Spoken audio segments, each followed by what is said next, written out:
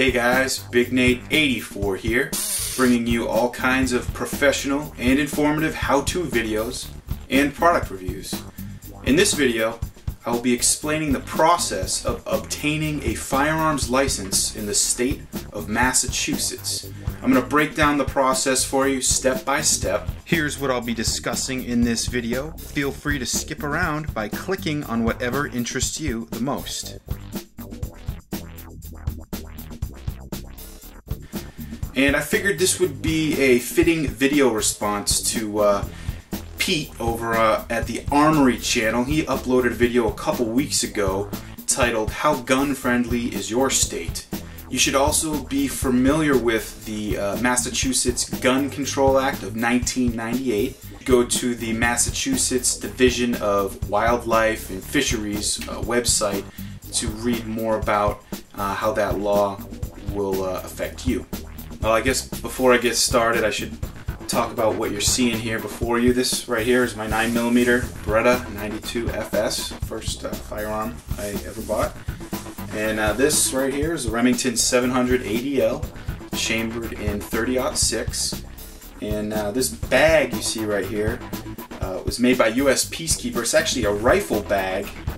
It's called the Drag Mat, and it's pretty nice. You can carry your rifle around with it, lay it out in the field if you're shooting down at the range, and you know, it's got a pouch here for some shells, another pouch over here, and you know, it's a nice little drag mat. So you live in Massachusetts and you want to buy a gun. Step 1: take the safety course. You need to complete a firearm safety course or basic hunter education course. At the end of the course, you will receive a certificate. This will allow you to apply for your Class A license to carry, Class B license to carry, or FID card. The cost of this course was $100 back when I took it in 2009, and it is offered at many training centers across the state. For example, you can take either of these courses at the American Firearms School in North Attleboro or the Massachusetts Firearms School in Holliston. Both of these centers offer these courses and have ranges on site. Step 2: get the proper application. You will need to contact your local police department to acquire a firearms license application. Each town may have a slightly different application. For example, the town of Norfolk has a standard FA 2526 application, but if you live over the town line in Walpole, in addition to the standard application, you may have to provide 2 letters of recommendation from unrelated individuals. After you fill out this form, definitely make a hard copy for your own records, since the renewal application is the same exact form and the license will expire every 5 years on your date of birth. Step 3: once your application is filled out, submit it to your local police department.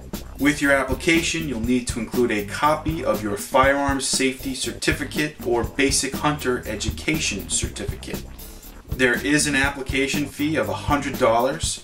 Again, this is as of 2009 when I had to pay for it. So if you're crunching the numbers as we go here, that's $200 so far. $100 for the basic training course and $100 for the application fee. Welcome to Taxachusetts. Step 4: fingerprints and pictures. Once you've submitted the application, someone from the local police department should give you a call to schedule an appointment. And you basically just need to go down there for about a half hour and get your fingerprints taken and get a picture taken.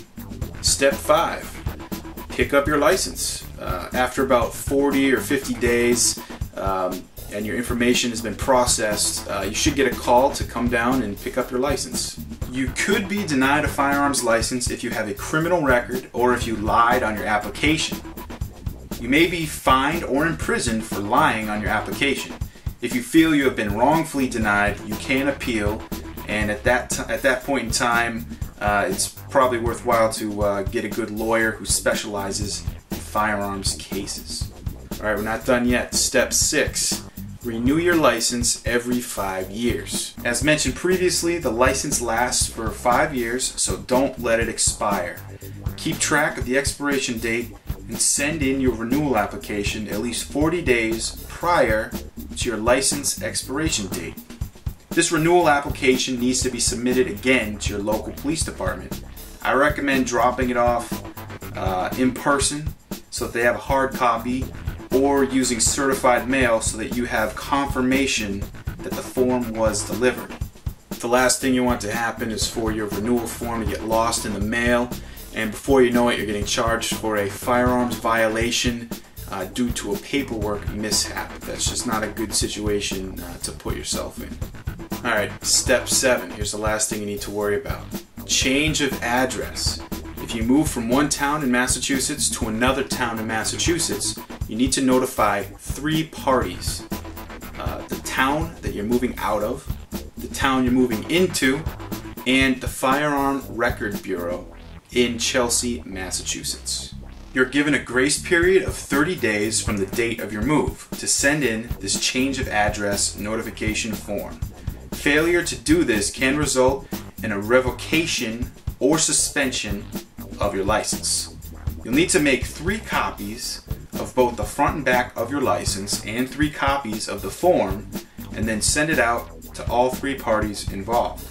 You must send this as certified mail to the Firearm Record Bureau. It can be sent by regular mail to both local police departments, but you know, while you're sending something certified, you might as well send it certified to all 3 places.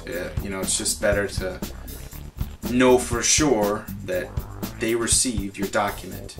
So that's pretty much it. Being a responsible gun owner is an ongoing process. Here's a quick recap of my firearms checklist. Step 1, take the basic safety course or hunter education course. Step 2, get the application from your local police department. Step 3, submit the application to your local police department. Step 4, get your fingerprints and picture taken. Step 5, pick up your license. Step 6, renew your license every 5 years on your birthday. And step 7, if you move, fill out the change of address form and send it to all 3 parties involved. So that's pretty much the process in Massachusetts. I'm hoping this video helps somebody out. If you're watching from another state and you're just curious about, you know, how to go about getting a firearm in Mass, that's how to do it. And if you live in Massachusetts and you're thinking about doing it, hopefully this information will get you headed in the right direction. I'm not an expert, but at least this should answer some of the basic questions you might have. Now, my channel is dedicated to how-to videos, but if you want to learn more about firearms, here are some channels dedicated completely to firearms. Watch some of these videos posted by these other guys and girls out there, and you can learn a whole lot. Hickok 45, 22 Plinkster, the Armory channel, Firearm Guy, TN Outdoors 9, Fate of Destiny, Military Arms channel. Alright guys, hopefully you found this information helpful. Thanks for watching.